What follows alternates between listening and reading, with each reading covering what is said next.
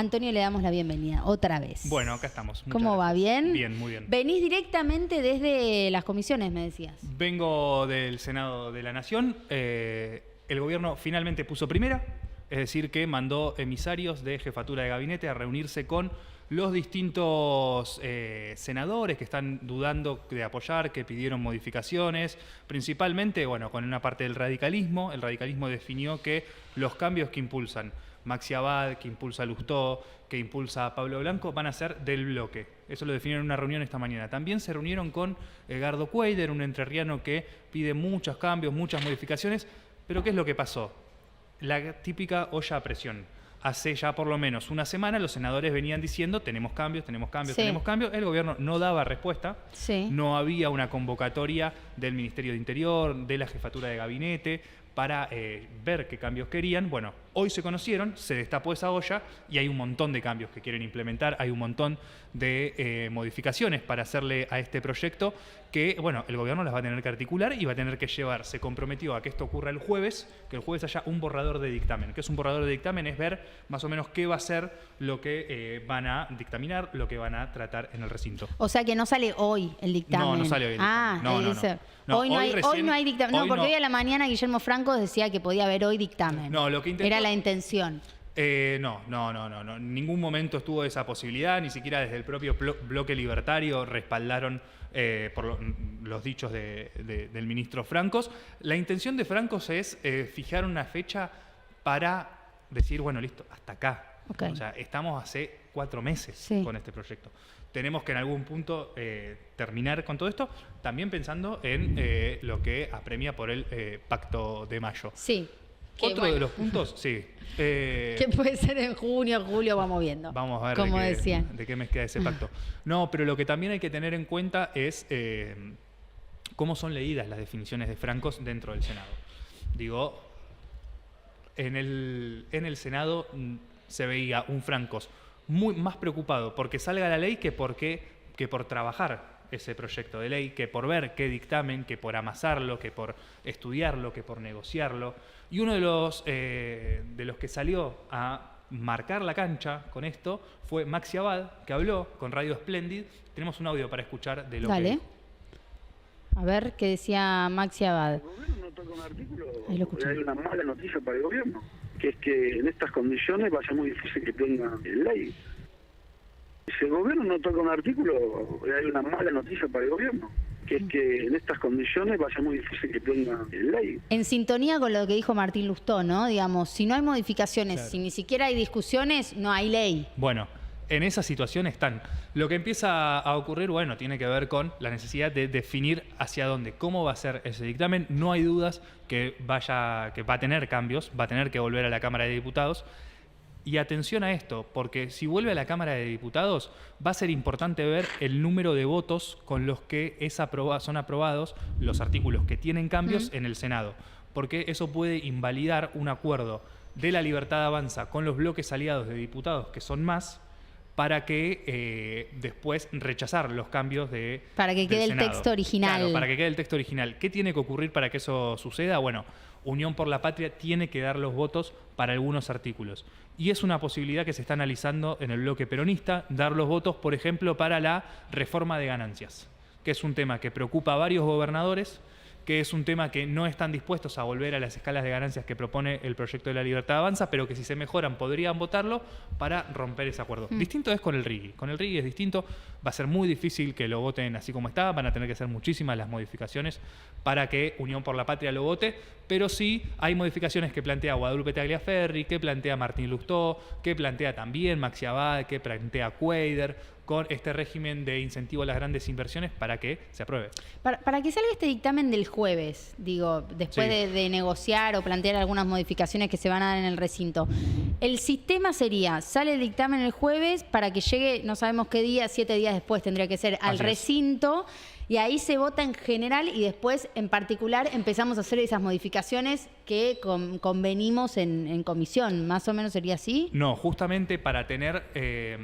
El borrador de dictamen que se va a conocer el jueves, hay que ver finalmente si ese jueves se firma ese dictamen que el ya tiene las modificaciones. Claro, ya tiene las modificaciones. Okay. ¿Por qué? Porque quieren evitar lo que pasó en febrero, cuando fueron a una sesión sin un dictamen definido, sin un texto ya establecido, y empezaron a ver que en el medio de la sesión se le empezaban a caer los artículos. Claro. Sí, Antonio, te quería preguntar sobre algo que acabas de decir, el tema del RIGI.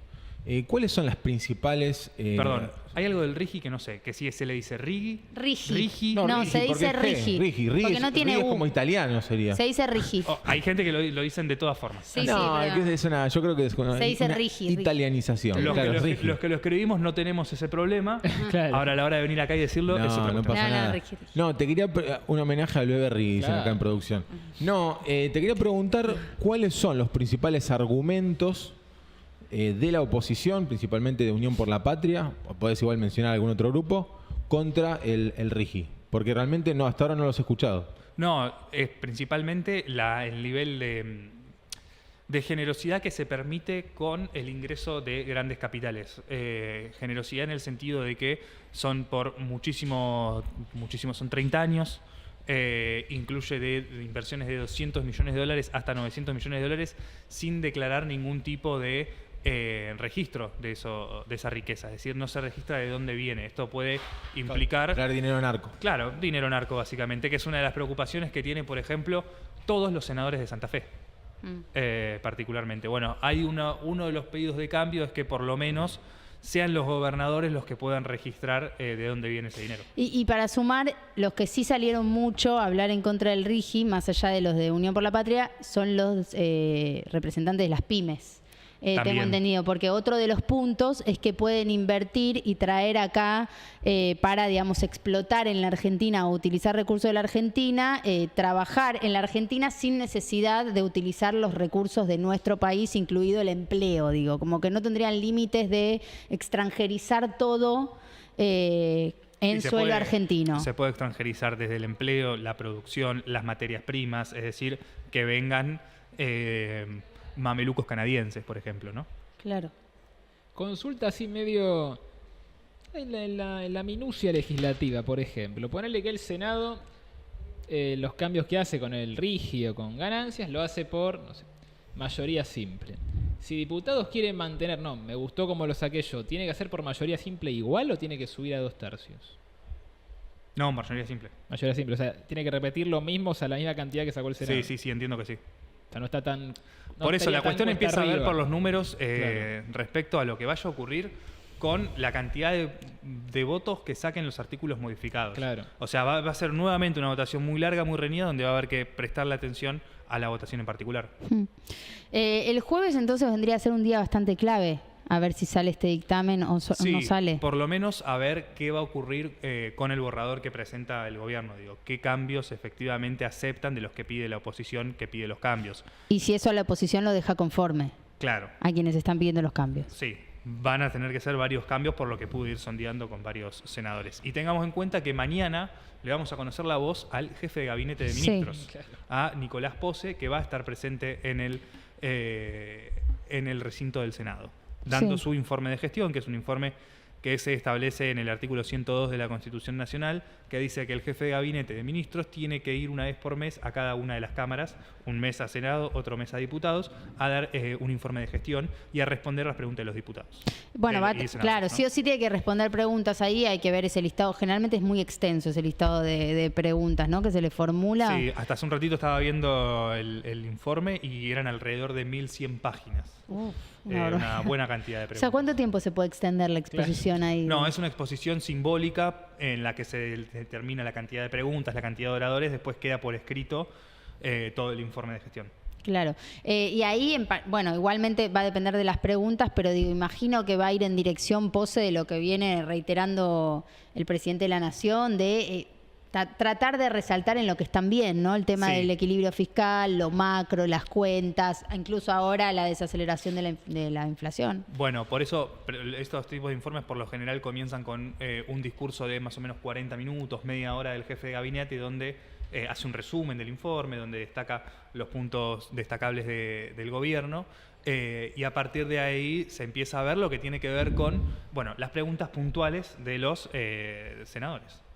Hoy estaban, bueno, la mayoría en la Casa Rosada por lo del busto de Carlos Saúl. Sí. Pero ¿quiénes siguen yendo, si es que siguen yendo personajes del Ejecutivo allí al Senado para seguir estas negociaciones que se van dando? ¿Quién las está comandando? Bueno, en el Senado el nombre que más suena es el de José Rolandi, vicejefe de gabinete, ese hombre bajito, flaquito, calvo, barbudo, que no se lo conoce tanto, que no aparece tanto en televisión, tal vez como Guillermo Francos, pero que es un hombre de mucha importancia en el gobierno. Mandó distintos emisarios, una de ellas, una secretaria, no me acuerdo bien ahora el cargo, Igarzábal de apellido, Sí. que estuvo reunida hoy con varios senadores. Son las figuras que empiezan a aparecer. Y también sí lo sigue de cerca el ministro Francos, ministro de Interior, que trabaja con todos estos puntos. También participa, obviamente, Santiago Caputo, este ministro sin cartera, ¿no es cierto?, que tiene Sí. la Libertad de Avance. Pero que es ahí muy cercano. Yo quiero hacer los cálculos. A ver, vamos a agarrar un calendario. ¿Hacemos las cuentas? Hoy estamos a martes 14 de mayo, digo, porque igual hay un montón de idas y vueltas. Recién lo hablábamos con Bren respecto de el pacto de mayo, si sigue siendo en mayo, si sí, si no, si pasa la ley base, si se hace, no se hace. Digo, ellos mismos van, dicen y se desdicen también, ¿no? Sí. Porque hoy salió el propio Milei a decir, si no es en mayo, va a ser en junio o julio. Decía Brenda que dentro del Ejecutivo igual insistían en que iba a ser en mayo. Claro. Bueno, va a depender mucho efectivamente, por lo menos de la votación en general de la ley bases, tengo entendido. O sea, Sí, como que sí, por lo menos la votación en general. El fracaso del gobierno con el que no podría exponer el pacto de mayo sería con una Rechazo. caída, claro, con un rechazo. Martes 14, o sea, pensemos en el jueves 16. Imaginemos que el jueves 16 sale el dictamen con las modificaciones que está reclamando por lo menos la oposición dialoguista. Sí. Hay que esperar una semana para el recinto. O sea, se podría debatir el 23. Sí, Justo. cuando empieza la Semana Patria. Wow. Claro. O sea, pero puede llegar a salir el 23.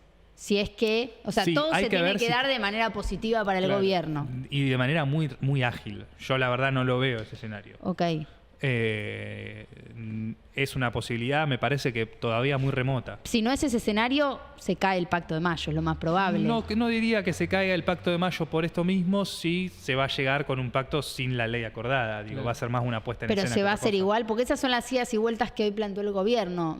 Si no hay avance de la ley base, si no hay una votación de la ley base, entiendo que lo extenderían, lo postergarían. Eso dijeron ellos, o lo dijo Milei. Sí, vamos a ver qué posición toman también los gobiernos provinciales, cuántos son esos, a qué se debe también esa demora, si se debe a cuestiones administrativas o no, ¿no es cierto?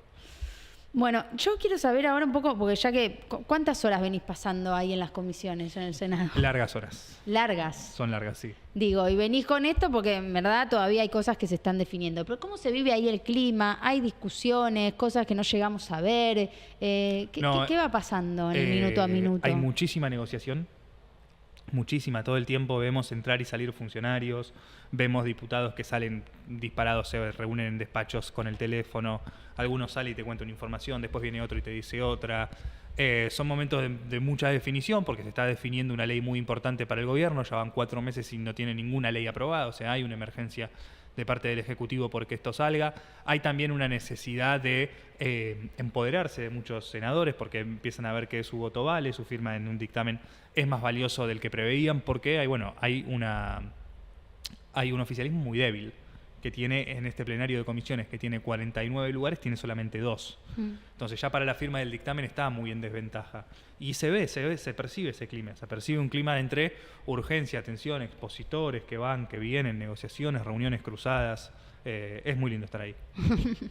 Martín. Es una pregunta polémica. ¿Escuchaste algún rumor sobre algún favor más allá de favores políticos o no? ¿O no se habla de eso para nada? Como fue la ley Banelco, por ejemplo. No, para nada. ¿Para nada? No lo escuché, no es algo, creo que la ley Banelco marcó un antes y un después en todo esto. En caso de que lo hubiera, no habría problema en decirlo, porque sería un delito de cohecho, pero no, nada de eso. Ahí sí hay muchos intereses políticos, sin duda, de aspiraciones para las elecciones que vienen, de aspiraciones de funcionamiento dentro de las coaliciones, de las alianzas, y también de posicionamiento del gobierno. Bueno, Antonio, tenemos que ir cerrando ya, porque hasta acá llegamos, por lo menos por hoy, pero nos encontramos la semana que viene. Nos vemos la semana que viene. Dale, nos vemos la semana que viene y gracias.